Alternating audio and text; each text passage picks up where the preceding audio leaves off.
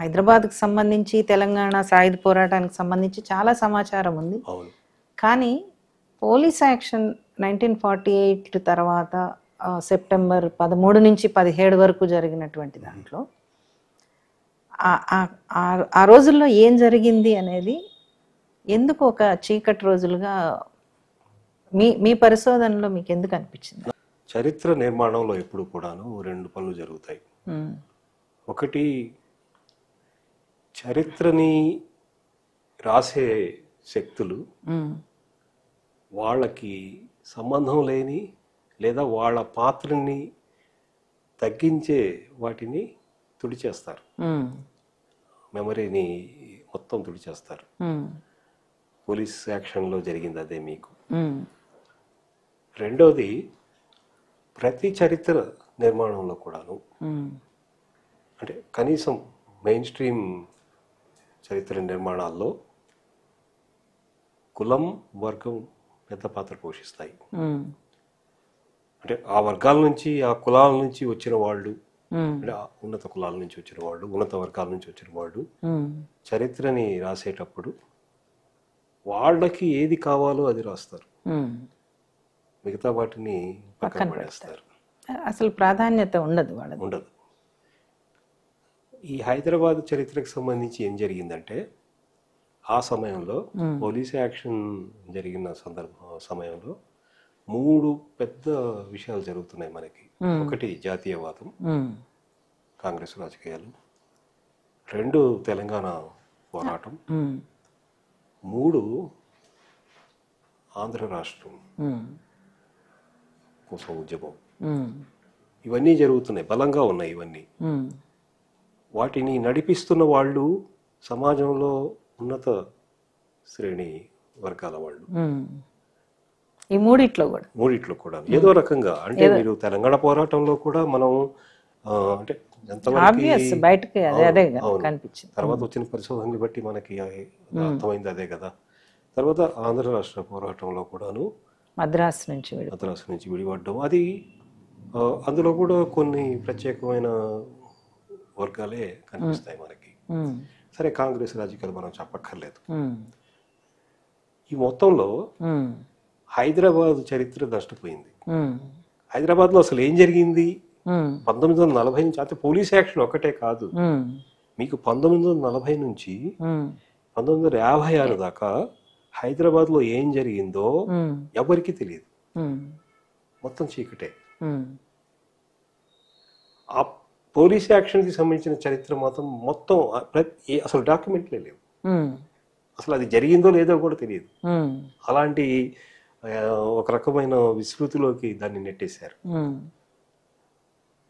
నేను ఈ పీర్ల పండుగ మీద పరిశోధన చేస్తున్నప్పుడు కరీంనగర్లో ఆ పీర్ల పాటలు పాడే అతనికి ఎందుకో, అంటే నన్ను చూసి, నేను 10 రోజులు ఉన్నాను అతనితో అవన్నీ రికార్డ్ చేయడానికి.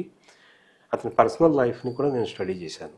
అతను అంటే మాట్లాడడం, అతనితో రోజు తిరుగుతూ చేస్తున్నప్పుడు అతను పదే పదే ఒకే విషయాన్ని గురించి మళ్ళీ చెప్పడం మొదలుపెట్టాడు. అది 1948 సెప్టెంబర్ 14 నుంచి 17 మధ్యలో జరిగిన హింస గురించి.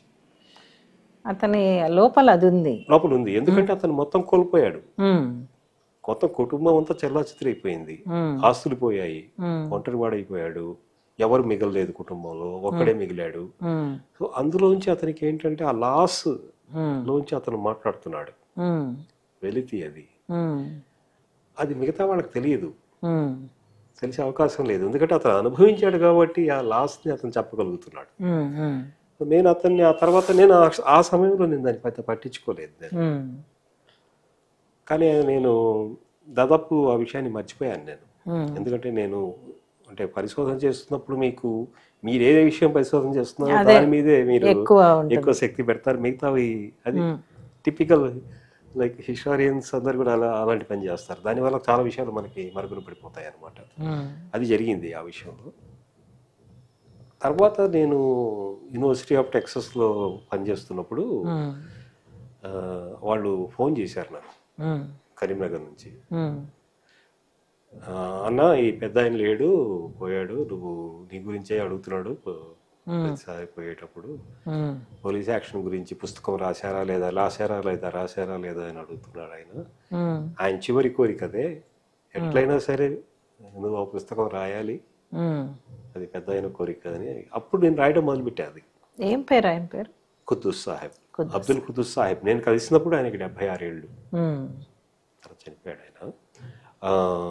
అదే చనిపోయినప్పుడే నేను ఫోన్ వచ్చింది. నేను అప్పుడు అంటే నాకు అప్పటిదాకా నేను చాలా డాక్యుమెంట్ చేశాను కానీ నేను అవన్నీ ఫోన్లో ఆడియోలుగా కొన్ని వీడియోలుగా ఉన్నాయి. నేను అది వినడానికి నాకు భయం వేసేది. అంటే అంత హింస, అంత రక్తపాతం, అది నేను అంటే మళ్ళీ వాళ్ళు చెప్తున్నప్పుడు అది అంటే నాకు ఒక రకంగా ఒళ్ళు గగురు పొడిచేది. నేను అందుకే వినలేక పక్కన పెట్టేశాను అవన్నీ కూడా కొన్ని. అందుకే అది బాగా లేట్ అయింది పరిశోధన. అది నేను కొన్ని సంవత్సరాల పాటు దాన్ని బట్టి పక్కన పెట్టాను. నేను అంత హింసని నేను భరించలేక. వినటానికి కూడా సంసిద్ధత ఉండాలి మనకి. అవును, ఉండాలి, చాలా అవసరం. ఎందుకంటే మీరు అంటే మొత్తం మీరు పుస్తకం ఇప్పుడు చదివినా కూడా వాళ్ళ కథలు, వాళ్ళ బతుకులో వచ్చిన మార్పులు, వాళ్ళు ఎదుర్కొన్న హింస ఏదైతే ఉందో కుటుంబాలు నాశనం అయిపోయాయి. అసలు ఒక కుటుంబంలో ఇప్పుడు అతను ఒక్కడే మిగిలాడు, కొన్ని కుటుంబాలు తుడిచిపెట్టుకుపోయాయి ఆ హింసలో. అది అంటే మన దాకా వచ్చేసరికి అంటే చాలా గ్యాప్ ఉంది. ఇది 1948లో జరిగింది. నేను తర్వాత కనీసం 70 ఏళ్ళు 80 ఏళ్ళ తర్వాత నేను మాట్లాడుతున్నాను ఆ విషయాన్ని గురించి. కొంత గ్యాప్ ఉన్నప్పటికీ మీకు ఆ 19 అది గుర్తొస్తే ఇది పార్టిషన్ లాంటి అనుభవమే మనకి. పార్టిషన్లో ఎంత హింసని ఎదుర్కొన్నామో అలాంటిదే ఇది కూడా.